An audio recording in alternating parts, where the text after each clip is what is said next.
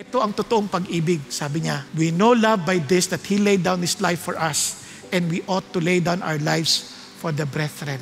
Gusto kong makilala ko si Jesus. Nang sa ganun, kahit hirap ako, para masabi ko sa iba.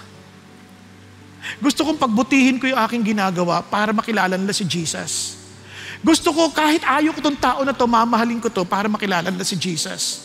Because I will be willing to lay down my life for these people as Jesus laid down His life for me. Itong problema, hindi mo kayang gawin yan kung hindi mo i-meditate yung magmamahal ni Jesus sa'yo. Hindi natin siya kayang gayahin. Kailangan tayo mag-overflow ng pagmamahal niya nang ito'y mag-umapaw. Ulitin ko ha.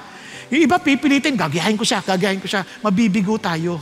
Hindi, punuin niyo ako, Diyos, ng pag-ibig mo. Nang mag-umapaw ito at ipapasa ko sa iba. Hindi yung gagayahin ko si Jesus. Magpapakapako rin ako. Sa dating na Semana Santa, magpapapalo ako. Tapos magpapapako rin ako. Pero tiyakin mo, malinis ha. Kasi baka may tetano ako eh. Wala nang ganun. Sa totoo lang, ang sinasabi ng Diyos sa atin, you submit yourself to Jesus.